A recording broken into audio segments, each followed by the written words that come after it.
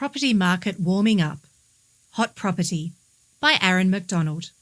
Welcome back for a quick look around the local property scene as we enter the home stretch of 2025. With just over a month of spring left and 8 weeks until the year wraps up, I don't know about you, but in our house, things are getting busier by the day. The kids are outside more, the couch lawn is bouncing back, the weekends are full of birthday parties, and the odd Uno game meltdown. And in between all, we're mulching, weeding, and trying to keep up with a garden that's suddenly come back to life. The same energy is running through the market too. You can feel it at open homes. People are back out, inspecting with intent. The flowers aren't the only thing blooming. Buyers' interest is up. And we're seeing a real push from sellers who want campaigns wrapped up before the Christmas cutoff. From family homes with big backyards in Warrandyte to sleek townhouses in Doncaster, there's still plenty of activity around. And if you're thinking about making a move, now is the time to act, because before we know it, the school concerts and Santa visits will take over. Around the grounds. After a couple of slower, more cautious years, this spring has a different energy to it, one we haven't felt since the post-COVID surge in 2021. For a while there, it felt like everyone was stuck in a holding pattern, waiting on interest rates, waiting on confidence, waiting on clarity. But something's changed. Now, homes are hitting the market in greater numbers. Open homes have a bit of that old buzz again.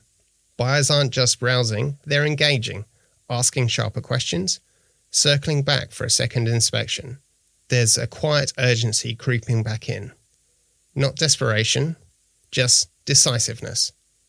It's like people have taken a breath, regrouped, and said, right, let's get on with it. We felt that shift firsthand a couple of weeks back in North Warrandyte, at 50 Osborne Road, a beautiful home set on an acre backing onto the Yarra River. 6 bidders registered. That's a big number for a prestigious home.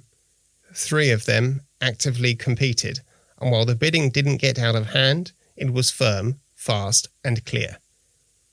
The property sold for $2.325 million, well over its $2.2 million reserve.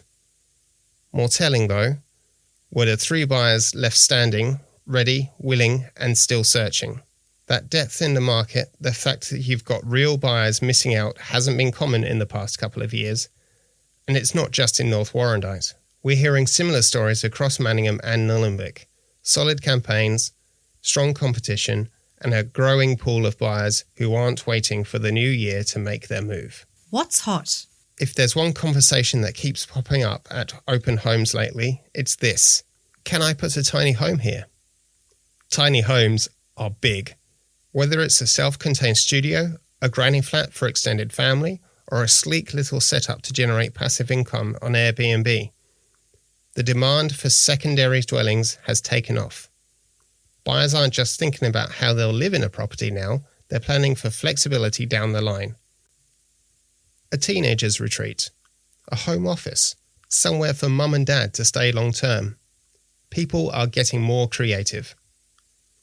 A few years ago, this kind of thinking was rare. Now it's front of mind. I'm seeing more and more buyers walk into an inspection and immediately scan the block for extra space. They're asking about easements, setbacks, overlays, things that used to only come up halfway through due diligence. It's a real shift, and I don't think it's going anywhere. As affordability tightens and multi-gen living grows, buyers are chasing versatility. If your property has the space, access, or potential for a second dwelling, it's worth knowing that it's becoming a serious selling point. Fast facts. What's a vendor bid? A vendor bid may be used by the auctioneer in the absence of participation to move the auction along. It can also be used to kick off proceedings if no one else raises their hand early.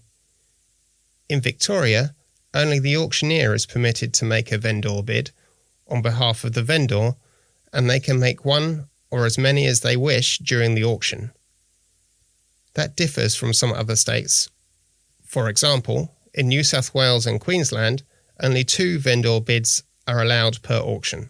While Victorian law doesn't limit the number, best practice is to keep it to 2 or 3.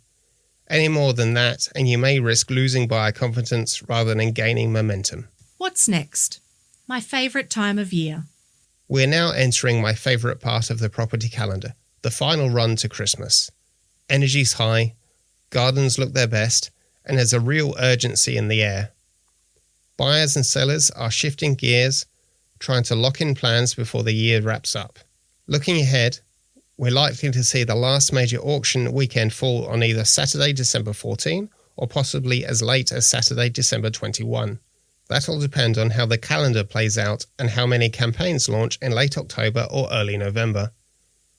One trend I'm always a fan of this time of year: twilight auctions.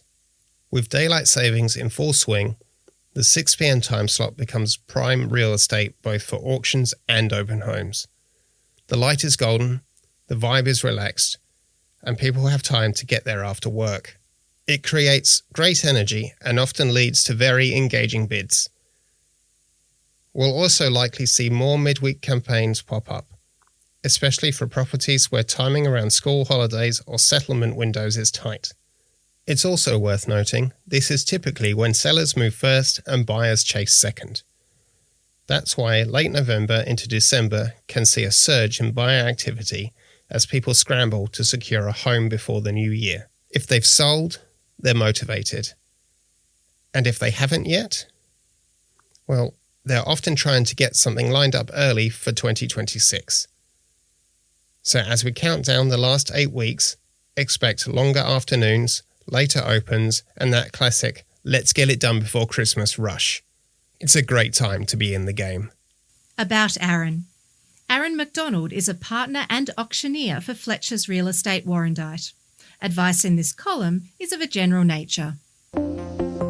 This article was read by Rebecca Rose. James Poyner.